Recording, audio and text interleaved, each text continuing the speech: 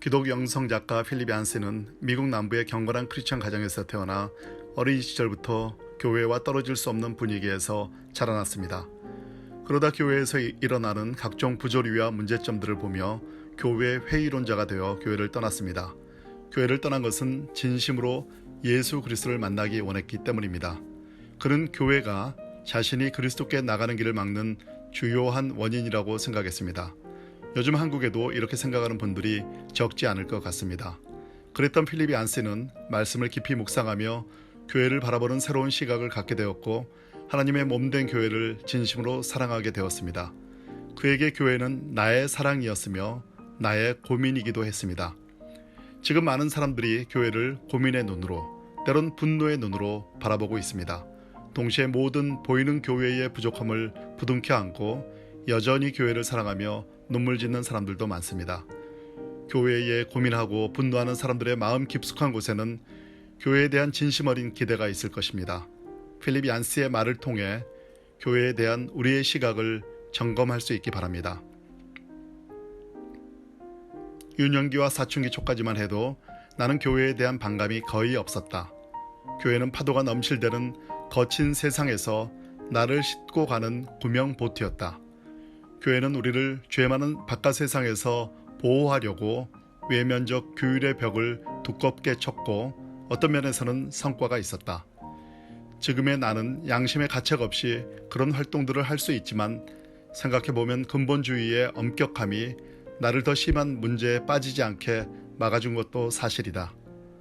엄격한 율법주의는 일탈 행위의 경계를 좁힌다. 하지만 외적인 것에 기초한 종교는 버리기도 쉽다. 나도 한동안 그랬다. 넓은 세상을 맛보려고 유년기의 율법주의적 환경을 버리고 나온 것이다. 이전에 교회에서 쓰던 말이 기만으로 느껴졌다. 우리는 은혜를 말하면서 율법으로 살았고 사랑을 말하면서 미움을 흘렸다. 살벌한 정죄만 가득하고 겸손이나 신비를 인식하는 감각이라고는 찾아볼 수 없는 냉혹한 교회는 오랜 세월 내 신앙의 성장을 가로막았다. 한마디로 교회가, 기독교가 그리스도께 나아가는 길을 가로막은 것이다. 나는 생각해 보았다. 그리스도인에게 교회는 정말 필요한가? 내 순례 여정을 되돌아보면 나와 교회 사이를 가로막은 몇 가지 장벽이 있다. 첫째는 위선이었다. 무신론 철학자인 프리드리 니체에게 누군가가 왜 그렇게 그리스도인들을 부정적으로 보게 되었느냐고 물었더니 이렇게 대답했다고 한다. 그들 그리스도인들이 조금만 더 구원받은 사람들처럼 보인다면 나도 그들의 구원을 믿겠소. 다음의 장벽은 문화적 장벽이었다.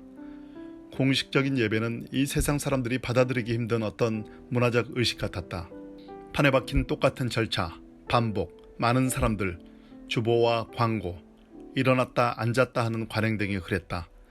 그리고 그 안에 있는 그리스도인들은 내가 함께 살아가고 있는 소위 세상 사람들과는 다른 문화적 인식을 갖고 있는 것 같았다.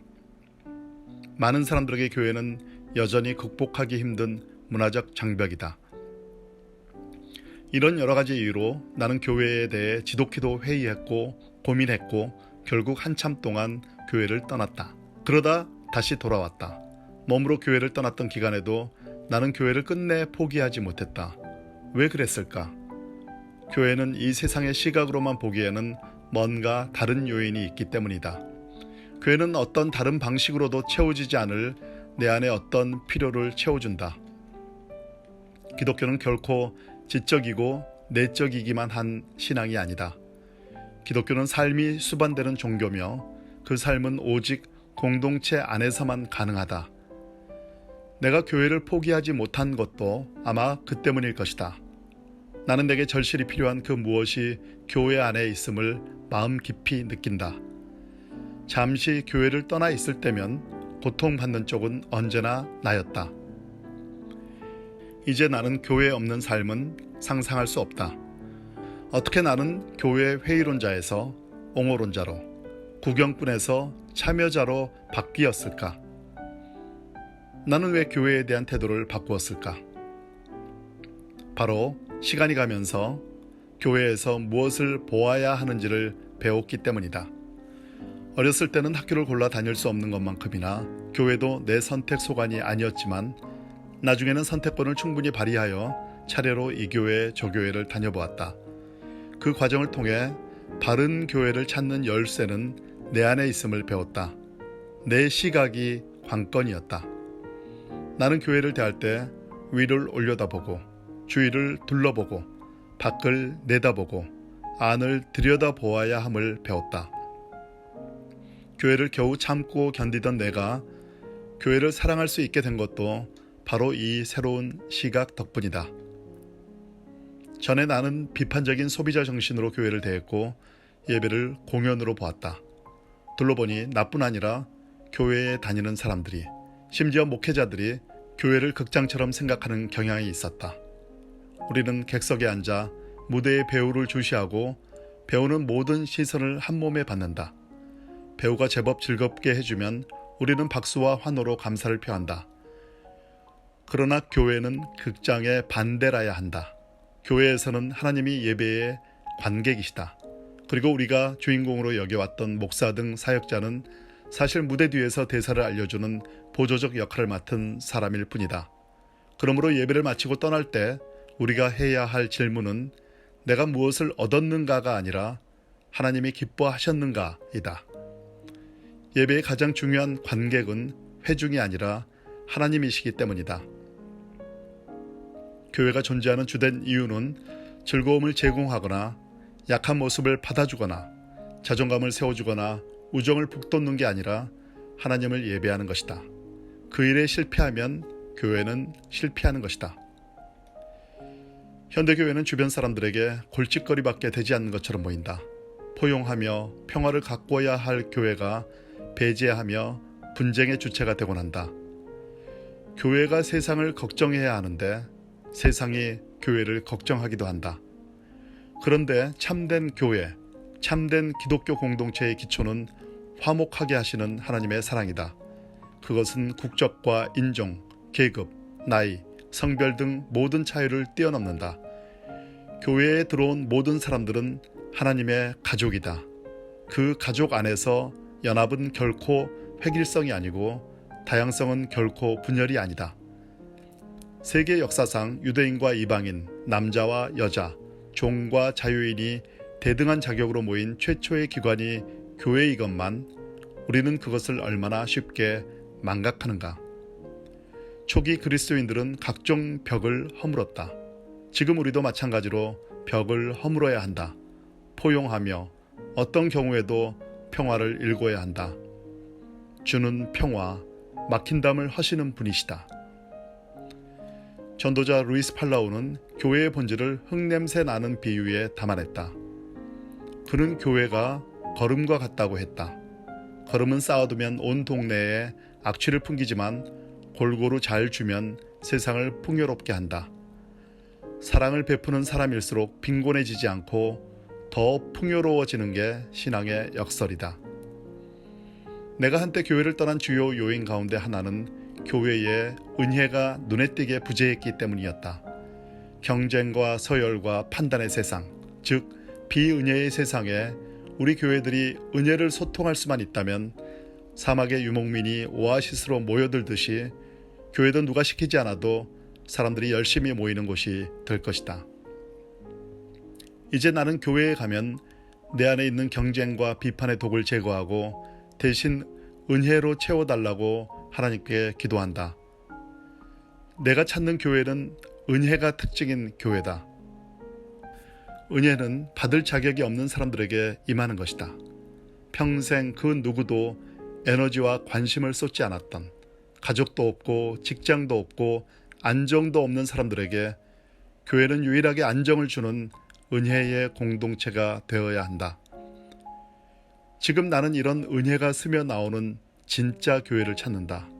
여러분도 그러실 것이다. 내가 제일 좋아하는 교회의 정의는 신학자 칼 바르트의 것이다. 교회는 세상의 방식과 전혀 다른 새로운 표지, 세상과 충돌하지만 가능성으로 충만한 길을 가리키는 표지를 이 세상에 세우기 위해 존재한다. 그렇다. 교회는 세상과 충돌하지만 가능성으로 충만한 길을 지향하는 곳이다. 교회는 응급진료소와 같다. 장시간 열려있고 찾기 쉽고 다가가기 쉬워 불시에 응급사태로 찾아오는 사람들의 필요를 기꺼이 채워주는 것 말이다. 지금 세상에는 온갖 경쟁이 가득하다. 교회까지 경쟁을 통해 행위에 점수를 매기는 곳이 되어서는 안 된다. 교회는 정말 중요한 경기에서 승리한 팀의 선수 타르실처럼 기뻐 환호하는 곳, 감사하는 곳이 되어야 한다. 모두가 용서받았고 하나님은 사랑이시며 승리가 보장되었다는 그 놀라운 소식을 축하하는 곳이다. 교회는 율법주의의 성체가 아니라 세상의 빛을 밝히는 은혜의 등대불이다. 결국 교회는 주 예수 그리스도의 몸이다. 모든 곳과 모든 시간은 하늘 아버지의 손안에 있다. 그러기에 그분의 독생자인 예수 그리스도에게서 흘러나오는 것은 불안이 아니라 평안이다. 하나님의 신실하심은 이미 무지개처럼 세상을 덮고 있다. 우리는 심지어 예수님도 무지개를 새로 만드실 필요가 없고 그 밑으로 다니기만 하면 된다. 이것이 바로 은혜가 아니고 무엇이겠는가? 부디 이 은혜의 공동체인 교회를 포기하지 마시기 바란다. 교회라는 저수지가 말랐다고 한탄하며 비판하고 떠나려 할지 모른다. 그러나 저수지가 마를 때 해야 할 일은 하나뿐이다. 더 깊이 들어가는 것이다. 외면의 여정이 지속되려면 내면의 여정에 우선순위를 둬야 한다. 더 깊이 파고 또 파고 결국 우리의 교회가 온전한 그리스도의 몸된 교회가 될 때 그 말랐던 저수지에서 생수가 솟아날 것이다. 이 땅의 교회를 보며 이것을 기대해야 한다. J.F. 파워스의 푸르게 도단한 미래의 한 구절을 나누고 싶다.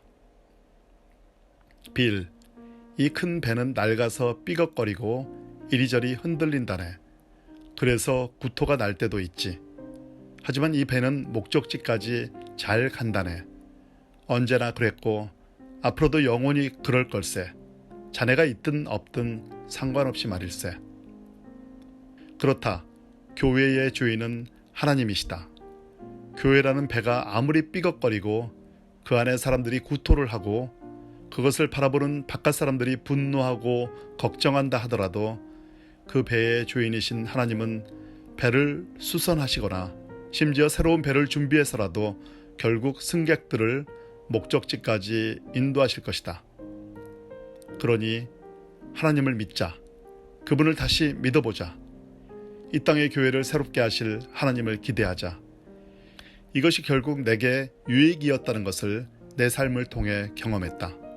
그래서 아무리 교회가 진절이 난다 해도 결코 교회를 포기하지 말라고 호소하는 것이다.